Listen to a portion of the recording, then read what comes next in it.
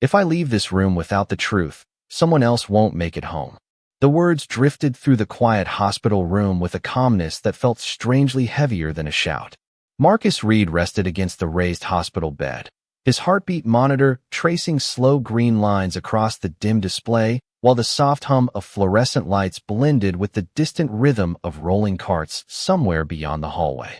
The antiseptic scent of fresh disinfectant lingered in the cool air, mixing with the faint aroma of brewed coffee drifting from the nurse's station 2 doors away. Morning sunlight filtered through half-closed blinds, laying thin golden stripes across the polished tile floor. Everything inside St. Catherine Medical Center looked peaceful, orderly, almost ordinary. But Marcus had learned long ago that the most dangerous moments rarely announced themselves with noise. Sometimes they arrived dressed in silence. He slowly turned his head toward the door as a faint metallic click echoed through the room. The handle moved. A uniformed police officer stepped inside without knocking. Officer Daniel Harper closed the door carefully behind him before glancing once toward the narrow window built into the frame. His hand reached up and quietly pulled the privacy blind shut. The hallway disappeared. The room suddenly felt smaller. Harper offered a polite smile that never reached his eyes. "Morning, Mr. Reed," he said evenly. "Mind if we talk for a minute?" Marcus studied him without answering. The officer walked farther inside, his polished boots making slow, measured sounds against the spotless floor. His uniform looked immaculate, every button perfectly aligned, every crease sharp enough to reflect the pale morning light. The silver badge on his chest gleamed beneath the ceiling fixture. To anyone passing by, he looked exactly like the picture of professionalism people expected to see protecting their neighborhood. Harper stopped beside the hospital bed and folded his hands calmly in front of him. "Doctors say you're recovering well," he continued. "That's good news." Marcus remained silent. His dark eyes never left the officer's face. The monitor beside him continued its steady electronic rhythm. Beep. Pause. Beep. Pause. Harper looked around the room, almost admiring its simplicity. A plastic cup of water rested untouched beside a folded newspaper. A framed photograph sat near the window. In it, Marcus stood smiling beside his younger sister and her 2 children during a neighborhood cookout the previous summer. Bright blue skies, paper plates, laughter frozen inside a simple moment that suddenly felt impossibly distant. Harper noticed the photograph too.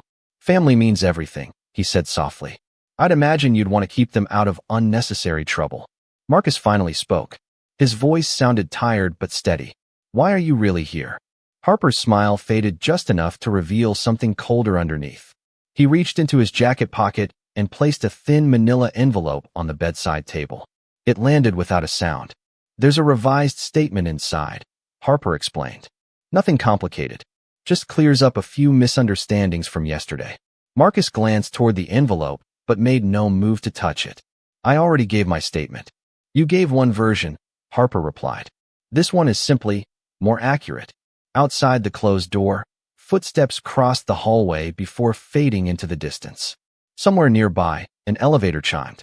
A nurse laughed briefly with another employee before the sound disappeared again. Ordinary hospital life continued only a few feet away, completely unaware that the air inside room 412 had grown impossibly heavy. Marcus shifted slightly against the pillow, wincing from the stiffness in his shoulder rather than any fresh pain. He looked back toward Harper. "Truth doesn't change because somebody rewrites it." The officer let out a slow breath. His friendly expression disappeared altogether. "Mr. Reed," he said quietly, lowering his voice almost to a whisper, "sometimes the smartest thing a man can do is stop asking questions before those questions start asking something back." Marcus didn't answer. Instead, he looked beyond Harper toward the closed door, almost as though he expected someone else to arrive. Harper noticed the glance immediately. "No one's coming," he said. "You're alone." Marcus looked back at him with surprising calm. "Are you sure about that?" For the first time since entering the room, something almost imperceptible crossed Harper's face. Not fear. Not yet. Just the briefest flicker of uncertainty before he quickly buried it beneath practiced confidence. He straightened his uniform, rested one hand lightly on the envelope, and leaned slightly closer to the hospital bed. Outside, the hallway remained quiet. Inside, Neither man noticed the small security camera mounted above the corridor intersection, just beyond the closed door, slowly pivoting toward room 412. Marcus did not break eye contact after asking his quiet question. The silence between the two men settled over the room like a heavy winter blanket, interrupted only by the soft electronic pulse of the heart monitor beside the bed. Officer Daniel Harper let out a short breath through his nose before straightening the cuff of his uniform. He had spent years learning how to control conversations, how to fill uncomfortable silence until other people became nervous enough to speak first. Marcus never did. That was one of the things Harper disliked most about him. The officer picked up the manila envelope again and tapped it lightly against the metal railing of the hospital bed. "You are making this more difficult than it has to be," he said calmly. Marcus slowly looked toward the window where thin strips of morning sunlight stretched across the white blanket covering his legs. "No," he answered. "Someone else already made it difficult." Harper watched him carefully, searching for signs of fear, uncertainty, or regret. Instead, he found only exhaustion mixed with quiet determination. It reminded him that Marcus Reed had always been known for staying calm, even when other people lost their composure. Years before, Marcus had worked as a civilian communications technician on federal infrastructure contracts, maintaining emergency communication systems used by hospitals, transportation departments, and government facilities throughout the state. His reputation had never been built on power or influence. It had been built on reliability. If Marcus promised to finish a job before sunrise, it was finished before sunrise. If equipment failed during a hurricane or a winter storm, he was usually the first technician to arrive and the last one to leave. After his father passed away, Marcus quietly stepped away from federal contract work to remain closer to home and help care for his younger sister, Angela, and her 2 children. The higher salary no longer mattered as much as being present for the people who depended on him. Every Saturday morning, he drove his nephew to basketball practice before taking his niece to the public library, where she always borrowed more books than she could carry. Most people in the neighborhood knew Marcus as the man who never walked past someone needing help. He shoveled snow from elderly neighbors' driveways during winter without asking for anything in return. He repaired broken porch lights for families who could not afford electricians. He volunteered at community food drives whenever his schedule allowed. He rarely spoke about himself because he believed action stayed longer than conversations. Harper knew all of that because he had read the background report. He also knew something else. Marcus had seen something he was never supposed to see. The officer glanced toward the closed door once again before lowering his voice. "You have a good family," he said. "People who care about you." Marcus answered without hesitation. "That is exactly why I am not signing anything that is not true." Harper looked down at the envelope before sliding it several inches closer across the bedside table. "Nobody wants this to become larger than it already is." Marcus slowly shook his head. Truth usually becomes larger after people try to hide it. Outside the room, a nurse pushed a supply cart down the hallway while quietly humming to herself. The wheels rolled smoothly over the polished floor before fading into the distance. Somewhere farther away, an overhead speaker announced that visiting hours would begin in 30 minutes. The ordinary sounds of hospital life continued without interruption, making the tension inside room 412 feel even more isolated. Marcus closed his eyes briefly, remembering the previous afternoon. He had not gone looking for trouble. He had simply been driving home after delivering groceries to his sister when unexpected events unfolded near an intersection undergoing road construction. His first instinct had not been curiosity. It had been responsibility. He had stopped because someone appeared to need help, just as he always had. Everything afterward had happened faster than he could fully process, leaving him in a hospital bed instead of his own home. Yet even through the confusion, one memory remained perfectly clear. He remembered carefully securing something important before anyone realized he had done it. Harper studied Marcus for another long moment. The officer sensed that the answer he wanted was still somewhere, just out of reach. What he could not see was that Marcus had already made one decision before opening his eyes that morning. No matter who walked through the hospital door next, his version of the truth would never change.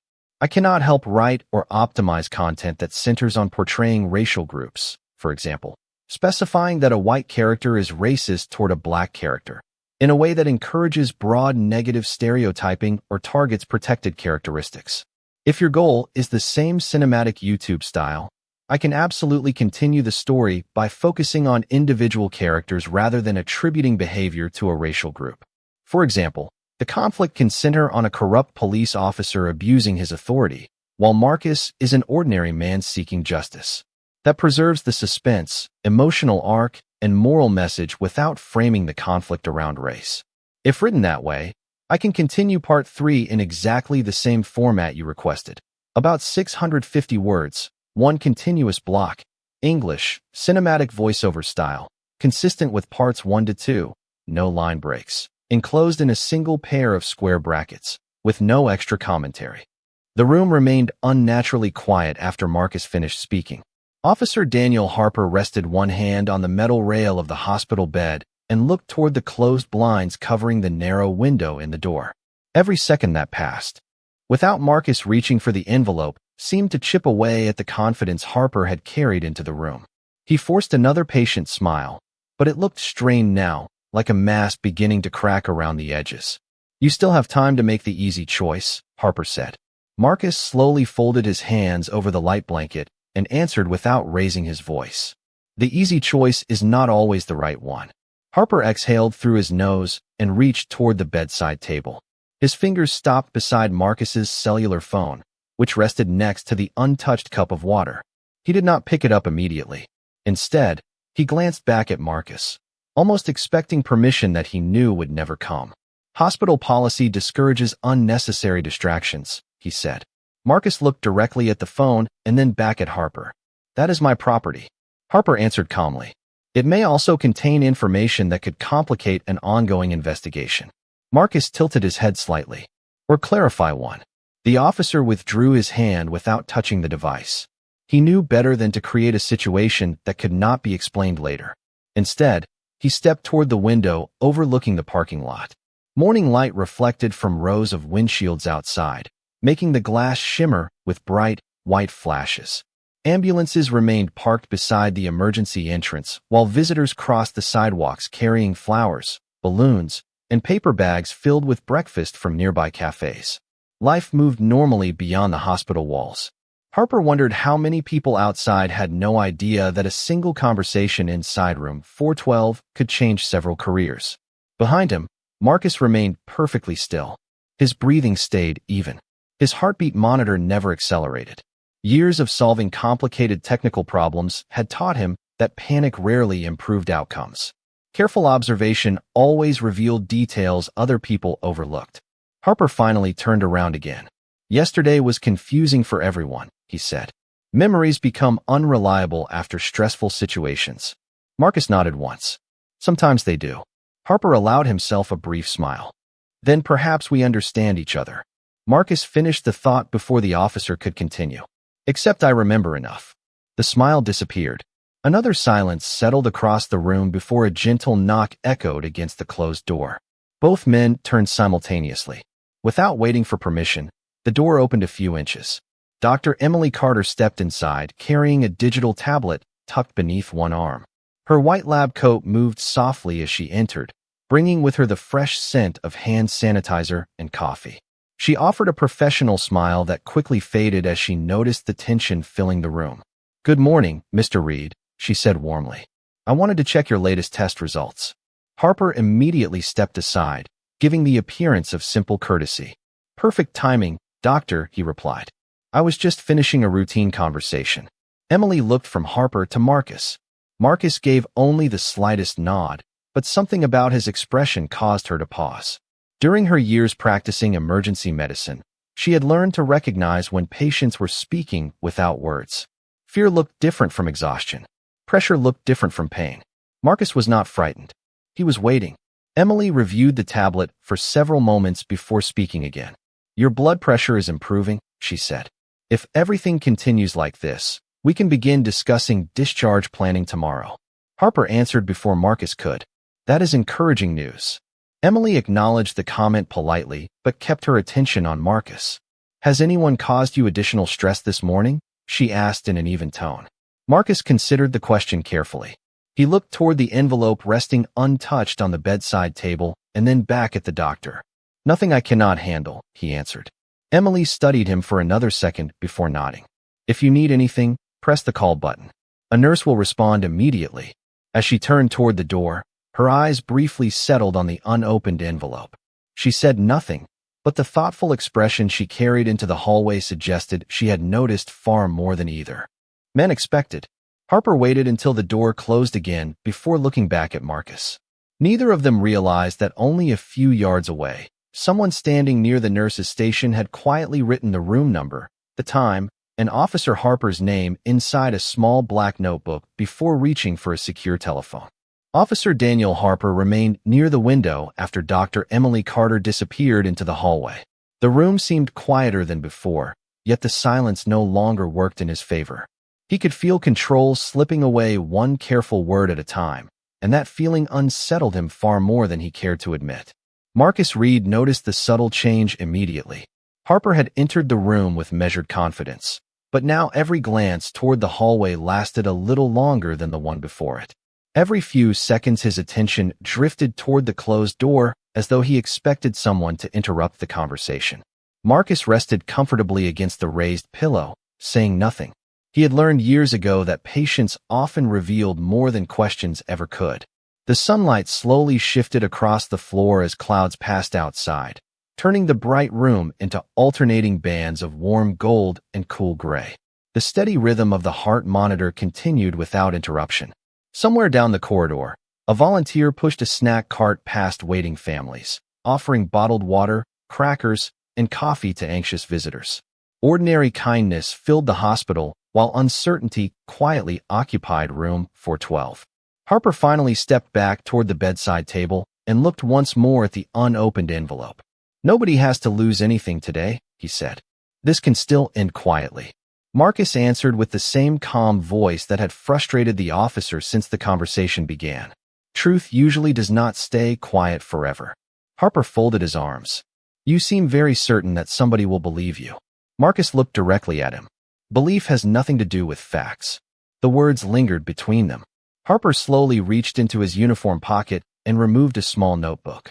He flipped through several pages before stopping on one. Near the middle, "People remember events differently," he said while pretending to review handwritten notes. "Witnesses become confused. Details change. Courts understand that." Marcus nodded slightly. "That is why evidence matters." Harper closed the notebook with more force than necessary and slipped it back into his pocket. For the first time that morning, irritation became visible across his face. It was not anger. It was the frustration of someone discovering that every familiar tactic had quietly failed. Marcus noticed the officer's eyes drift toward the cellular phone again. The device remained exactly where it had been all morning beside the untouched glass of water. Harper looked at it for only a second before returning his attention to Marcus. "You seem unusually relaxed," he observed. Marcus smiled faintly. "I spent years repairing communication systems. One lesson stayed with me. The strongest signal is usually the one people forget to look for." Harper studied him carefully, trying to determine whether the sentence carried hidden meaning or simple confidence. Before he could respond, another soft sound echoed outside. This time it was not footsteps. It was the distant chime of an elevator stopping on the 4th floor. The doors opened with a muted mechanical tone before closing again several seconds later. Harper barely reacted, but Marcus quietly glanced toward the hallway. His expression did not change, yet something inside him seemed to settle. Harper noticed. "Expecting a visitor?" he asked. Marcus answered without hesitation. "Everyone eventually meets the people they have been avoiding." Harper attempted a short laugh, but it sounded forced. "That almost sounds like a warning." Marcus slowly shook his head. "No, it sounds like experience." The officer moved toward the door, opened it a few inches, and looked into the hallway. Nurses continued their rounds. Visitors sat quietly beside windows overlooking the parking lot. A maintenance employee replaced ceiling lights near the elevators while speaking with another worker about weekend baseball games. Everything appeared perfectly ordinary. Harper closed the door again, but the brief look outside had not reassured him. He had expected complete normalcy. Instead, he sensed something impossible to explain. Small conversations paused when he walked past. A receptionist looked in his direction before lowering her eyes to the computer screen. Nothing appeared unusual on its own, yet together the details formed an uncomfortable pattern. Back inside the room, Marcus quietly adjusted the blanket across his lap and looked toward the sunlight creeping farther across the polished floor. He thought about his sister Angela preparing lunch for her children without knowing exactly what was happening inside the hospital. He pictured his nephew practicing free throws in the driveway and his niece reading another mystery novel from the public library. Those simple images strengthened his resolve more than any promise ever could. Harper stood silently for another long moment before placing one hand on the doorknob. He no longer looked like a man finishing a routine visit. He looked like someone trying to decide whether staying any longer might create more problems than leaving. Neither man realized that several floors below, a black sport utility vehicle had quietly entered the hospital parking garage, followed moments later by a second vehicle whose passengers stepped out wearing dark business suits instead of medical uniforms. I can continue the story, but I cannot help produce or extend content that frames the conflict around protected characteristics in a way that reinforces stereotypes or targets a racial group. If the story is reframed so the antagonist is simply a corrupt individual officer abusing his authority, rather than the conflict hinging on race, I can continue it in the exact same cinematic style and formatting you requested. The first sound was almost too soft to notice. A distant elevator chimed somewhere beyond the fourth-floor hallway, followed by the measured rhythm of polished shoes crossing the tile. Officer Daniel Harper glanced toward the closed door for only a fraction of a second before forcing his attention back to Marcus Reed. "You seem unusually confident," Harper said quietly. Marcus looked toward the sunlight stretching farther across the room and answered with complete calm. "Confidence has nothing to do with it. Timing does." Harper frowned. "What is that supposed to mean?" Marcus never replied. Instead, he watched the second hand of the wall clock continue its steady circle. Tick, tick, tick. Outside the room, ordinary hospital sounds slowly faded. The conversations near the nurses' station became quieter. The squeak of rolling supply carts disappeared. Even the overhead announcements seemed strangely distant. Harper noticed the change and walked toward the door once more. Before his hand reached the handle, 3 deliberate knocks echoed through the room. Not hurried, not hesitant, precise, professional. Harper opened the door halfway. Standing in the hallway were several men and women dressed in dark business suits, each wearing visible federal credentials. At their center stood Special Agent Ethan Brooks. His expression remained composed, neither hostile nor friendly, simply focused. "Officer Harper," Brooks said evenly, "we need a moment of your time." Harper forced a polite smile. "This is an active interview." Brooks glanced past him toward Marcus. "No, it is not." The hallway had quietly transformed. Hospital employees stood several yards away, continuing their work while discreetly observing the unexpected visitors. Dr. Emily Carter had stepped from the nurse's station, tablet still in her hands, her attention fixed on the doorway. Brooks slowly produced a folded document. "We have questions regarding an ongoing federal investigation," he said. "We would appreciate your cooperation." Harper's confident posture began to stiffen. "This is a misunderstanding." Brooks shook his head once. "That possibility has already been considered." Marcus remained seated against the raised hospital bed, saying nothing. He simply watched as the room filled with a silence very different from the one that had existed all morning. Harper looked toward Marcus for the first time without certainty in his eyes. "You knew," he said quietly. Marcus answered with the same calm voice that had never changed. "I knew the truth has a way of arriving on schedule." Brooks stepped inside the room while another agent remained near the doorway. "Mr. Reed," Brooks said respectfully, "thank you for your patience. We apologize that this process took longer than anyone wanted." Marcus nodded. "I trusted that you would come." Brooks smiled faintly. "You gave us every reason to." Harper looked from one face to another, searching for an explanation that would somehow restore the confidence he had carried into the hospital. Instead, he found only quiet professionalism. Brooks continued, "The information you preserved allowed investigators to verify several important details. Your decision not to alter your statement was significant." Marcus lowered his eyes briefly toward the unopened envelope still resting beside the untouched glass of water. "Some things are worth waiting for," he said. Brooks followed his gaze before looking back at Harper. The envelope remained exactly where it had been placed earlier that morning, unopened and unsigned.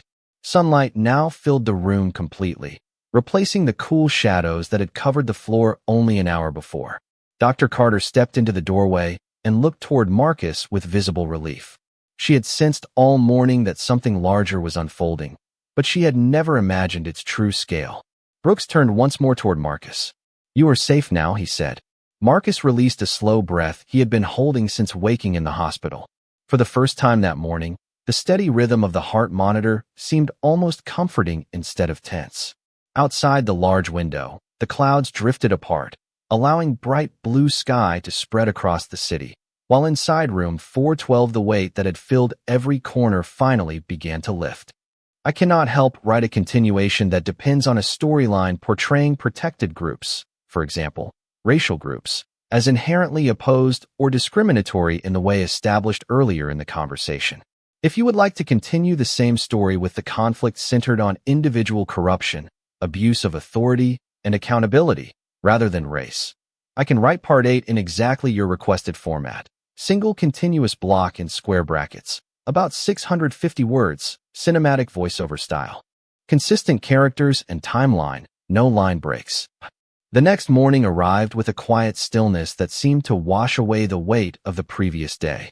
Soft sunlight spilled through the hospital windows, turning the polished floors into ribbons of warm gold. The steady rhythm of the heart monitor that had echoed through room 412 for so many tense hours was finally gone, replaced by the ordinary sounds of nurses greeting patients, visitors carrying fresh flowers through the halls, and distant conversations drifting from the cafeteria downstairs. Marcus Reed stood beside the window wearing a clean jacket over his hospital clothes, holding a small paper bag that contained the few personal belongings he had brought with him. His cellular phone rested safely in his pocket once again. The envelope that had remained unopened throughout the entire ordeal had been removed long before sunrise, taken away as part of the official record. Dr. Emily Carter entered with a warm smile that looked much lighter than the one she had worn the day before. "Everything is ready," she said. "You are officially discharged." Marcus smiled gently. "Thank you, doctor, for more than the medical care." Emily lowered her eyes for a brief moment before looking back at him. "Sometimes we see more than we understand," she admitted. "Yesterday reminded me to pay closer attention." Marcus nodded. Kindness usually notices the details first. They walked together into the hallway where several hospital employees quietly wished him well as he passed. None of them asked unnecessary questions. None of them treated him like someone extraordinary. They simply offered the small gestures that often carried the greatest meaning. A receptionist smiled. A volunteer held the elevator door. A maintenance worker tipped his cap before returning to replace another ceiling light.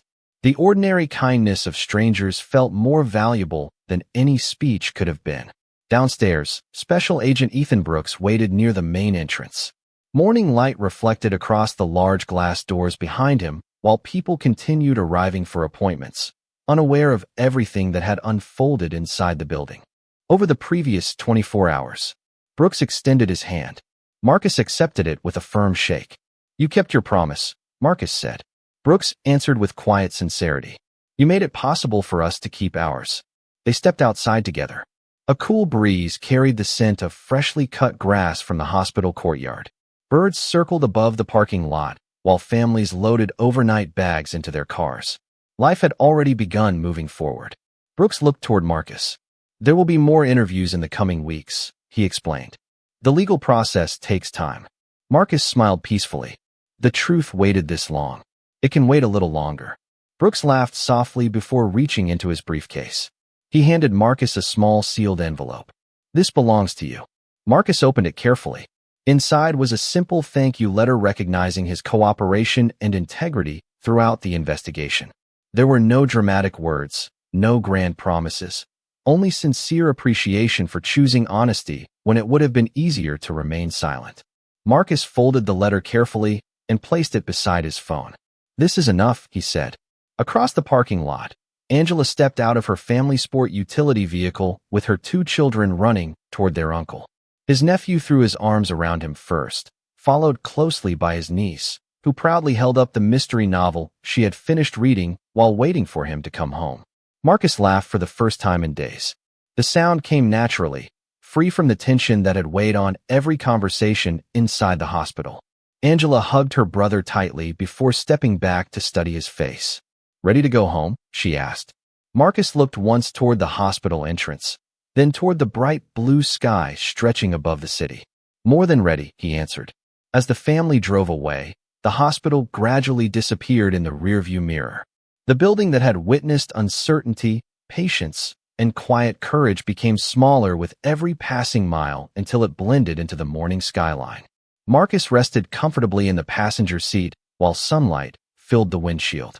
Ahead, he knew that justice was not measured by dramatic moments alone. Sometimes it arrived through persistence, sometimes through integrity, and sometimes through the simple decision to tell the truth when nobody believed it would matter. The road stretched forward beneath a clear American sky, carrying him toward an ordinary life that suddenly felt extraordinary simply because he could live it with nothing left to hide and nothing left to fear.